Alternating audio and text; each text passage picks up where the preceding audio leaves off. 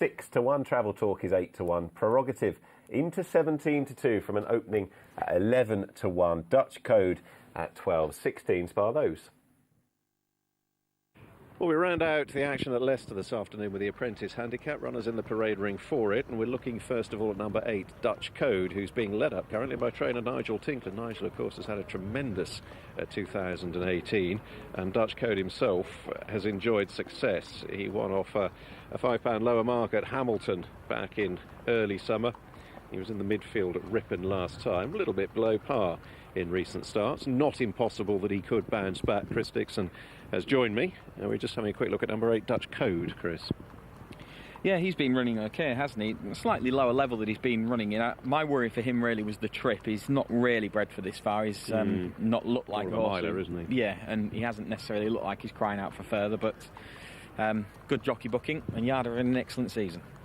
So that's the chances of Dutch Code. A few of the others are just approaching behind the camera, and the first of those is number 7, Prerogative.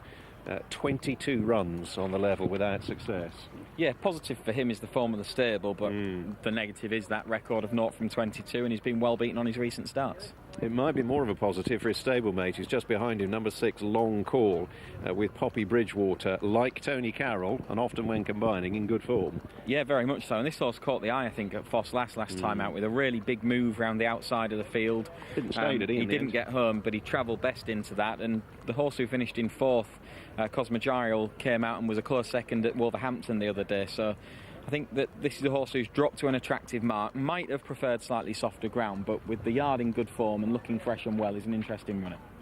Let's come back to the left and have a look at number 9, Hard Toffee, who is a dual career winner, but not for over 2 years. Yeah, long time without a win. Ran well behind the improving Red Charmer a couple of last time out at Goodwood in an amateur riders contest, but long losing run and quite a keen going horse who doesn't always give himself a proper chance of lasting out.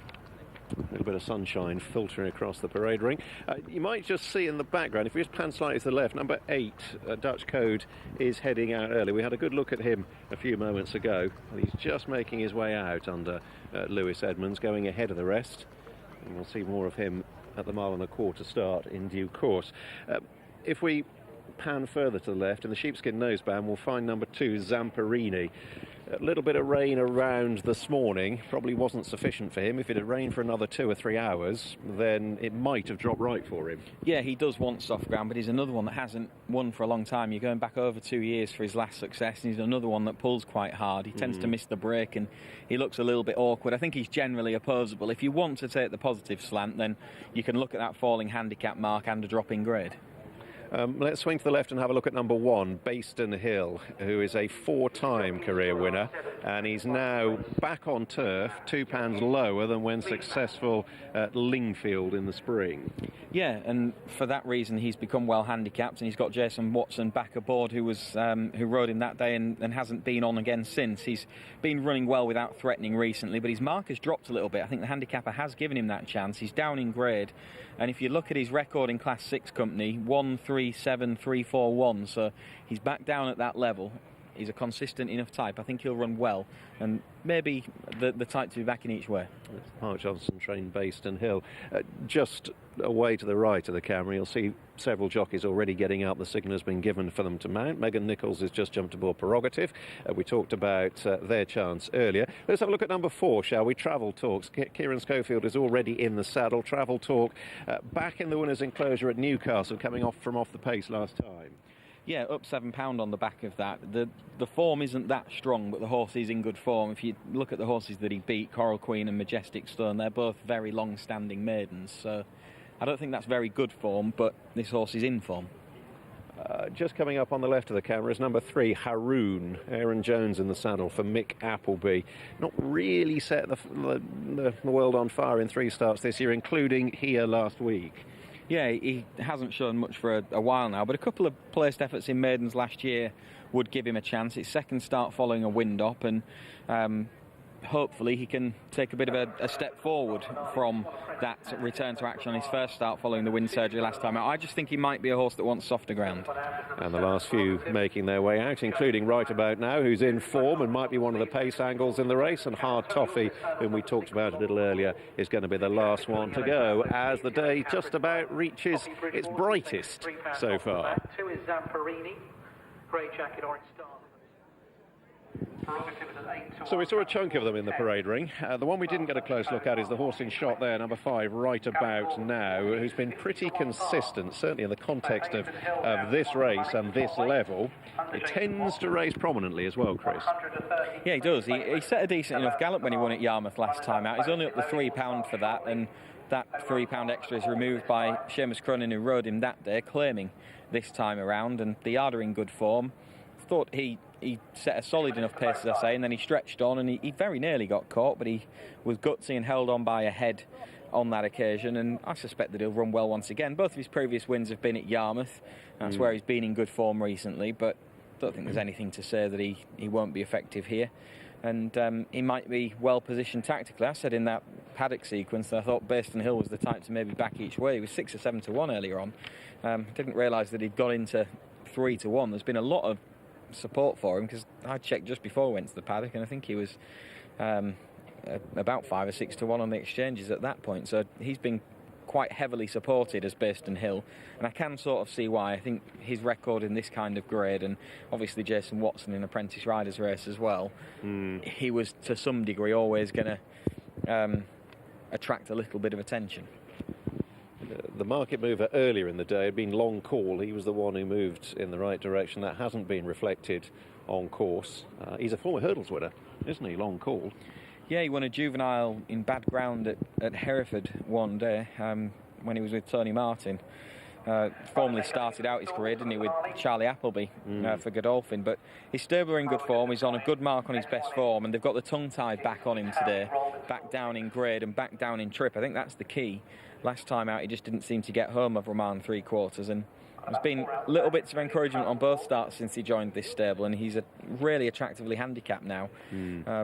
He's been a little bit easy to back. He's gone out to 11 to 2, having been favourite earlier on. I think he was maybe supported early on, but I suspect that he should run well. Missed an intended engagement here last week, Long Call, and he's ready to go this afternoon. There aren't too many more to go. Zamperini is going to be one of the last. So with our thanks, we can return to the commentary box and rejoin Tim. Thanks, Stuart. Yeah, last one in is Zamperini, then into stall number 4. Zamperini is in. All in.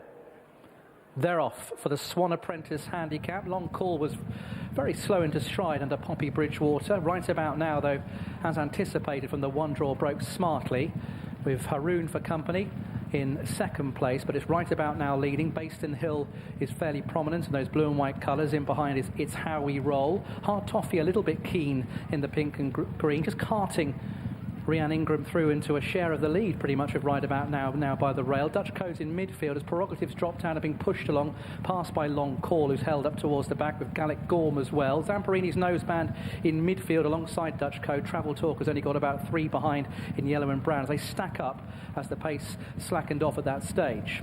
So Right About Now, the 2-time Yarmouth winner, now leads by 2 lengths, getting a good lead here under Seamus Cronin. Goes on from Hard Toffee in second place. 4 lengths back to Haroon in third, with Baston Hill and Jason Watson by the rail. It's How We Roll. Cameron Noble comes next, with Zamperini by the rail under Nicola Curry sitting in 6th place. Dutch Code runs slightly wider under Lewis Edmonds. Travel Talk alongside Long Call, who's a little bit keen in the blue and yellow colours. The back pair are still Prerogative, who's out the back, and also Gallic Gorm.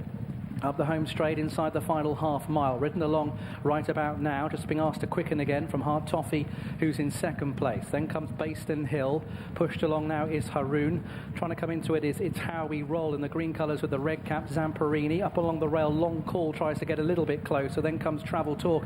And then Dutch Code. They make their way down towards the final 2.5 furlongs. Right About Now still has a length in hand from Hard Toffee. Baston Hill is trying to get on terms with them with Haroon. It's How We Roll is out to the the right. Long Call continues to make headway under Poppy Bridgewater, takes a pull in behind runners. Then comes Zamperini. Dutch Code tries to run on as well as they make their way down towards the final furlong. Long Call gets a gap, but Baston Hill has the lead. Baston Hill being challenged now by Long Call. Then on the far side is Right About Now, but now hitting the front is Long Call, staying on well, and once again it's Poppy Bridgewater and Tony Carroll. Long Call, an easy winner, takes the finale. Baston Hill was second, then came Right About Now. Dutch Code was next, and some late headway by Gallic Gorm.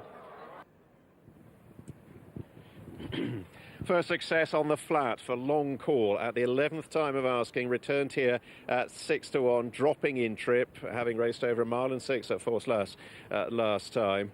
Right around the inside under Poppy Bridgewater. Long Call could be spotted travelling well 3 furlongs out. An anxious moment or two, however, Chris, because she did just have to wait for the gaps to open up ahead of her. Yeah, and when they did, the horses picked up willingly and won decisively off a falling handicap mark. And the drop back in trip has definitely helped him. He shaped well last time out and he's hit the line well here. He's beat a consistent and well-backed horse into second spot and an in-form one into third. So the form stacks up. It looks pretty solid. I suspect that they'll have him out again fairly sharpish. Apprentice Rise handicap won't pick up a penalty for this. A little bit slow away at the stalls, but they went a decent enough tempo. They didn't go mad gallop, but they went a solid enough pace, and she's just been able to relax him and steadily creep into the race. A little bit of luck was needed, but the horse was comfortably the best of them. I wasn't sure whether it might have been by design when she missed the break initially, but she did, for me anyway, go the brave way up the inside. It's paid off in the end, and the gaps did open up.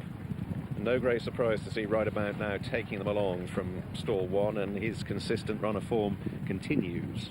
Yeah, he's in good order, isn't he? And he's managed to run well away from Yarmouth, where he's produced his best in the past. So it's encouraging as far as he's concerned. He's dead straightforward as well. You can just bounce him out in front, and there will come a race where he can dictate it and get a bit of a tactical advantage. He's probably up to winning again. The eventual runner-up, Baston Hill, tried to support just before the off-handedly position by Jason Watson right around the inside in the blue and white colours. He was delivered with every chance, and with what in normal circumstances might have been a winning run, but ultimately he's bumped into a well-handicapped rival here. Yeah, and the handicap was giving him a little bit of a chance with that drop in the weights. But he wasn't as well handicapped as the winner, who was thrown in on the best of his efforts and has won it like a horse that's got plenty in hand. And just to the right of shot, second from the right, in the pink and purple striped cap, that's the eventual 4th Dutch Code, who isn't beaten far by Principles. I think both you and I felt beforehand that we weren't sure whether 1 mile and a quarter was necessarily going to be his trip, but under these conditions at least, he seems to have seen it out. Yeah, I think he has. He's seen it out better than a good number of them. He wouldn't necessarily have picked him out as the one that was going to finish 4th at the point that we started talking about him there, and he runs on more strongly than a few of them, so I think he's definitely got home. Travel Talk seemed to have every chance on the outside. Off what was he, up £7, wasn't he, for winning at Newcastle last time? And this was just a better race. It featured some well-handicapped horses and some horses that were of interest in this race, whereas last time out he beat a couple of horses that had never won, and it was a real low-grade affair, but he's run well, just not up to it off a high mark in a better race. Well, Tony Carroll and Poppy Bridgewater have been enjoying a fruitful association in recent weeks. Just that split second there, about 1.5 furlongs out. You might have wondered whether the gap for Long Call was going to come. Come it did. And split second there, about 1.5 furlongs. Now, attracted some support this morning. A little bit of a drifter on course. One or two of you might be pleasantly surprised at the price at which the winner Long Call has been returned. In due course, we can wrap up the full SPs with Nick.